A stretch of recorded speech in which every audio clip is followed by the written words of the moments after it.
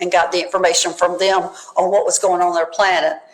Earth was my hardest one. I went on with all the complaints because I reported back to the Galactic Federation about the complaints. But Earth, I had to talk to the owls, the trees, the dolphins, Mother Earth. I had to talk to all these different things, and everybody had complaints on Earth. Whereas I go to another planet, it's like one person who gives me a complaint, and I'm going, oh my gosh, Earth! So, yeah, I've been to all sorts of different planets and things. Venus is my favorite. Now, has anyone spoken with you about timelines? Timelines for the planet, for Ascension specifically? I hear lots about that. I don't really buy into timelines. I know that seems to be like the popular word, these days being thrown around. Because for early on, they showed me that everything's happening at the same time.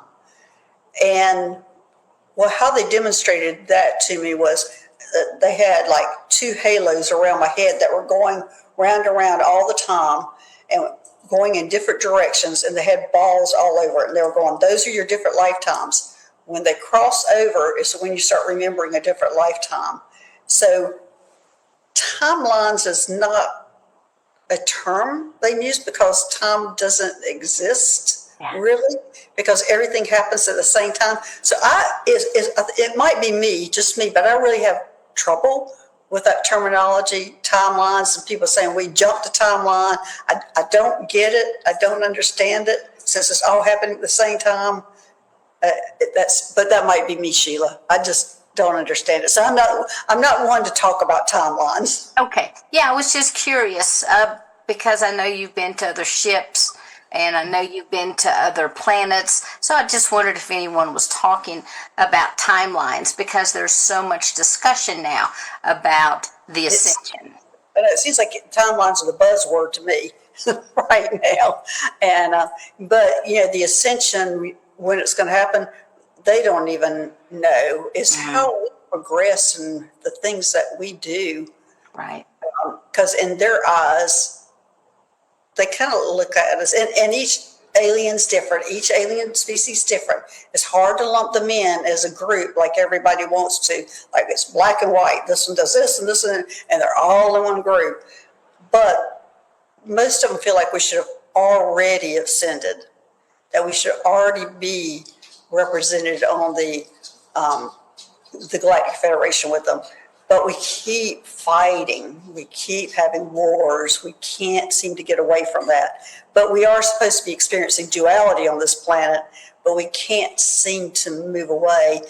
If you look up on, and a friend of mine told me to do this, she goes, look up on Google and see how many days we haven't had a war or there hasn't been a fight. There's none. Earth has never not been fighting. So that's a big thing for us. Now, a lot of people talk about that in our atmosphere, there is a multitude of crafts that are there from different species all over the planet because they're here watching as we go through this mass conscious awakening. So on your various trips, have you noticed any additional craft in, I guess you would say, surrounding the planet? There are lots of them surrounding the planet. So the answer to that is yes. In fact, when I'm talking about these hospital spaceships, like the Palladians have a hospital here, the Greys have a hospital here, the Arcturians have a hospital. These are spaceships that are representing as hospitals, and I was on the hybrid hospital.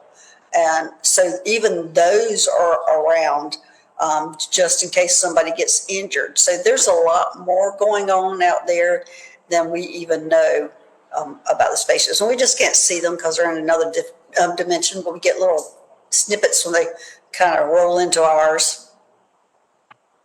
Okay. Now, I know you have this nursing background. Mm-hmm. Is that one reason that, do you feel like that you were predestined to go into nursing because of your hybridization background? Was there some kind of calling, or did you do that after you became involved with the hybridization programs on the craft?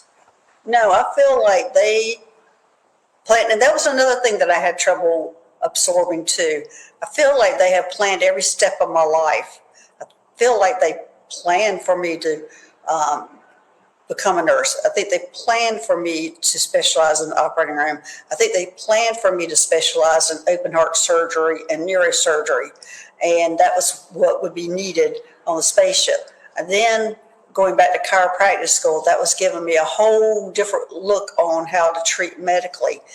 Then after that, I got a crash course in energy healing from a girl that I was paired up with to work with. I actually had, in the very beginning, someone else who lives in Massachusetts going on these rescue missions with me. And her role, at hindsight, was to teach me how to do energy healing, which was what she did.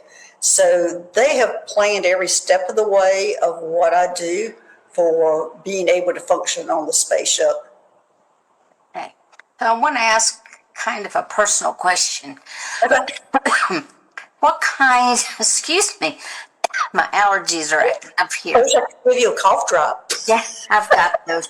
What kind of an emotional journey have you been on with this? Because I can't imagine the toll that it's taken trying to live a normal life, having a job, going on the craft, and doing all of these things, delivering hybrid babies to people's homes. How have you handled that emotionally? Well, I have been very fortunate to have a good friend. Her name is Meg, who was my only metaphysical friend at the time. And even when I first saw the angel that came to me, which I kept going, I think I have a brain tumor. I need an MRI.